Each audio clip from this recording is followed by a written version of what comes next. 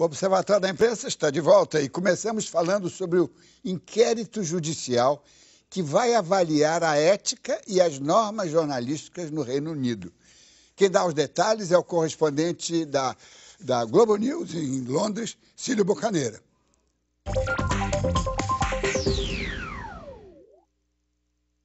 A comissão judiciária que vai investigar também o assunto, ela é chefiada por um juiz, nomeado pelo primeiro-ministro e formada por representantes diversos da sociedade.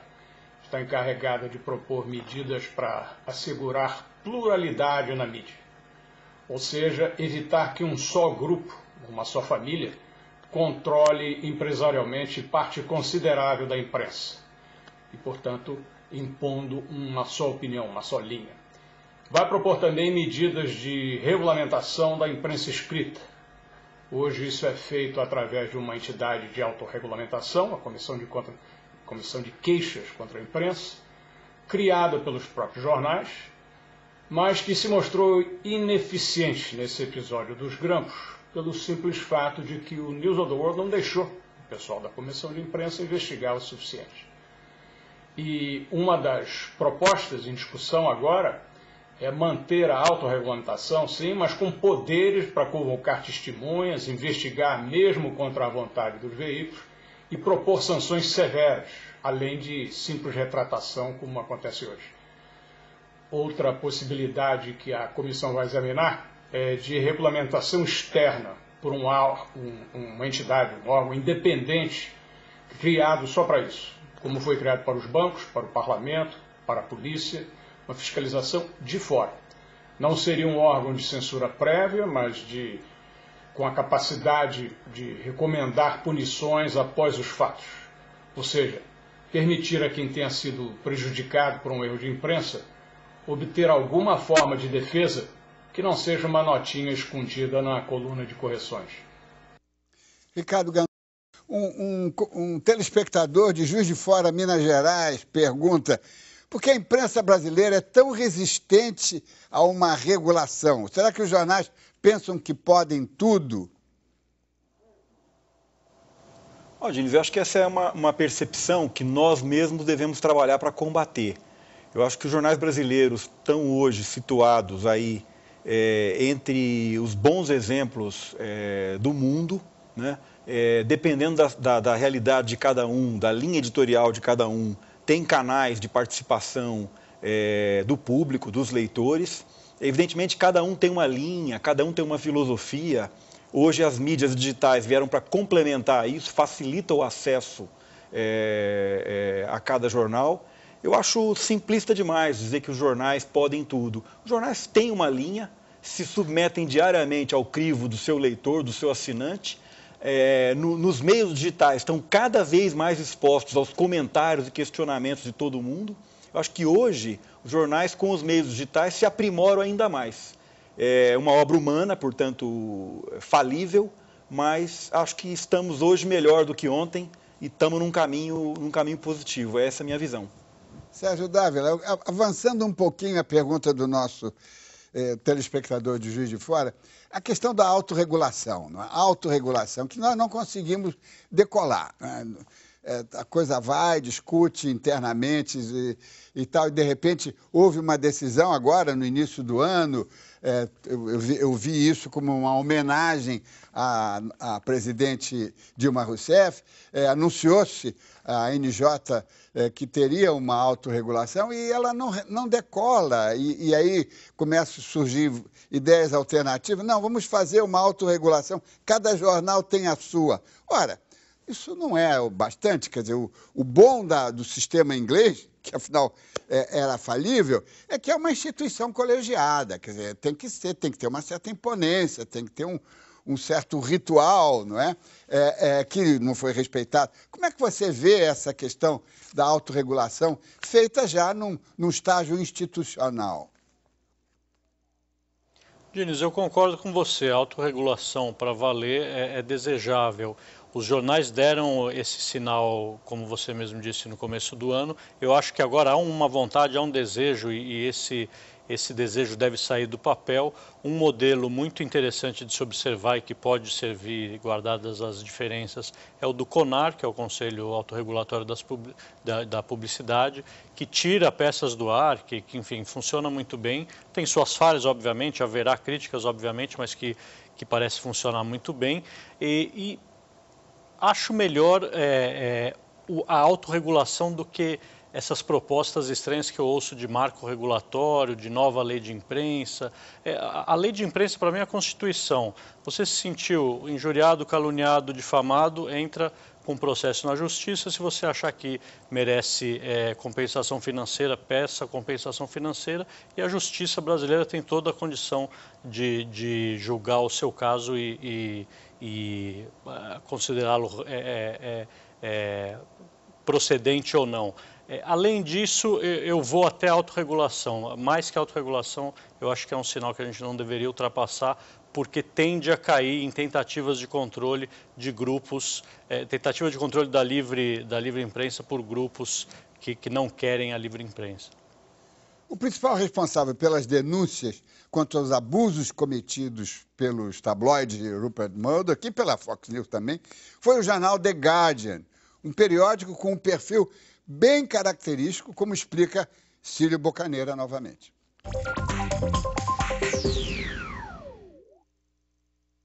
O Guardian tem uma estrutura empresarial muito particular.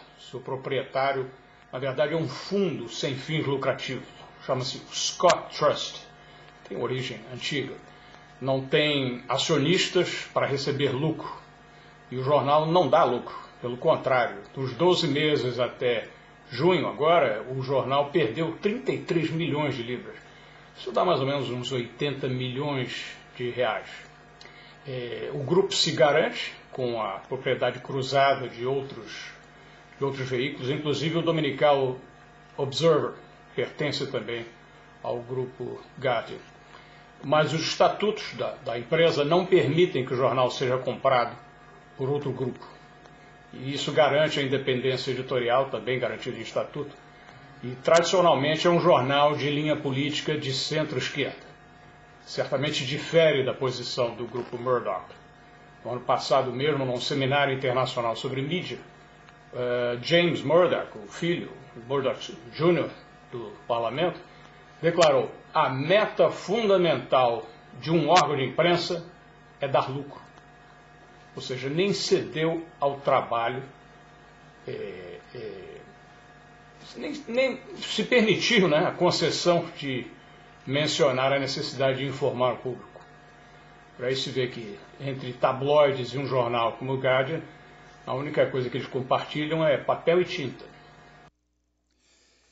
Cláudio Boiunga, nós temos aqui não apenas dois paradigmas de jornalismo, mas começamos a perceber que há paradigmas de propriedade também, não é? De institucionais, vamos dizer assim.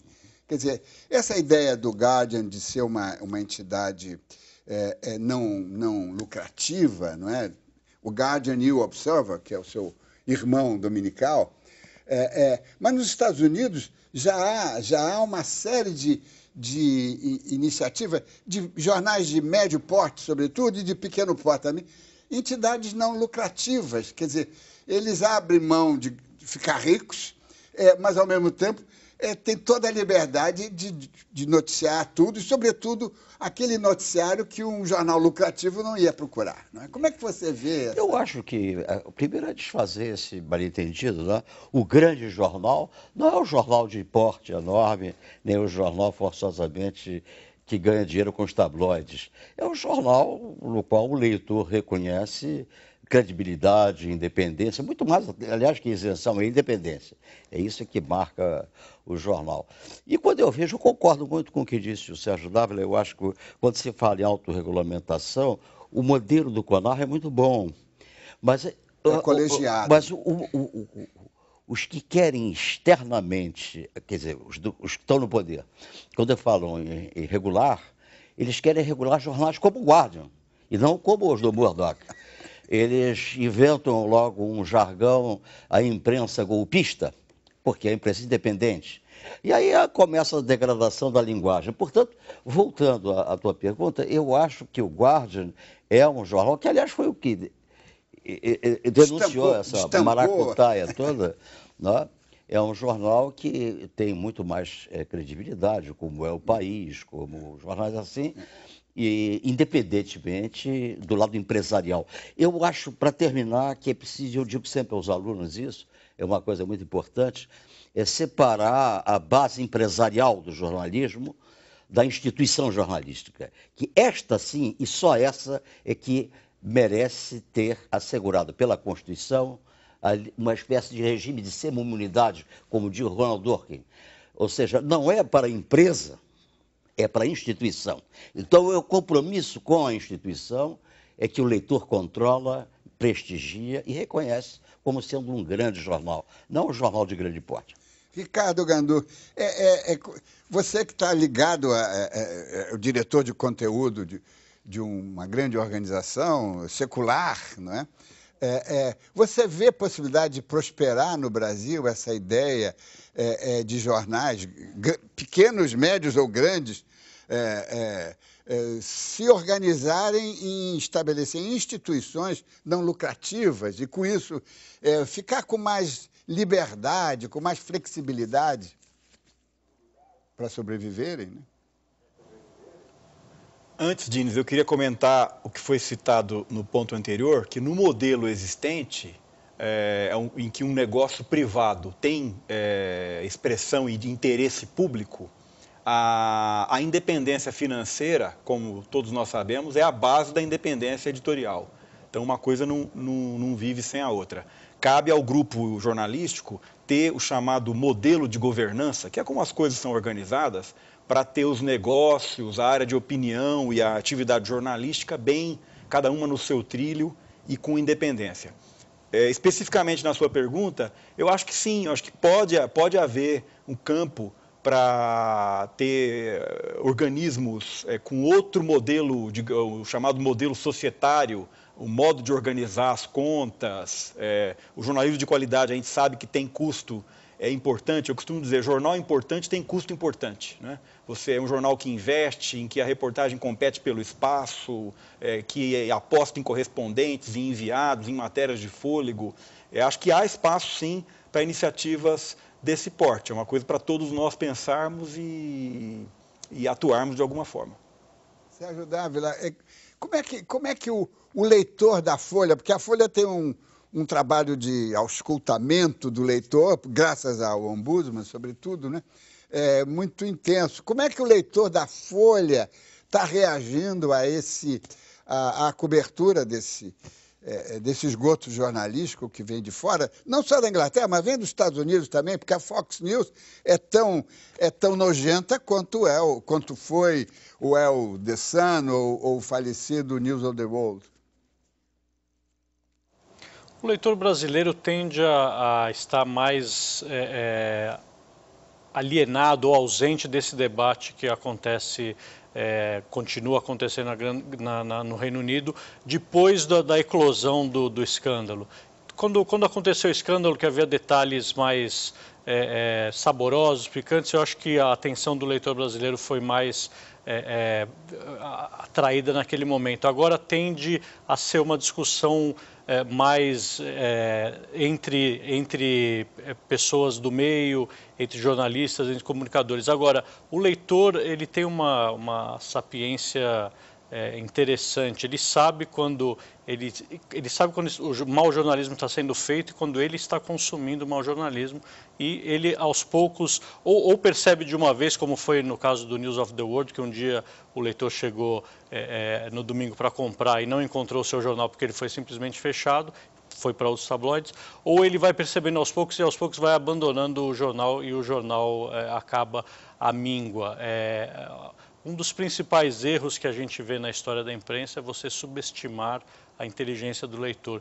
Dito isso, eu queria fazer um parênteses ou uma variante desse pensamento, que é o seguinte: eu acho que um dever quase cívico de um jornal é dar ao leitor também o que ele nem sabe que ele quer.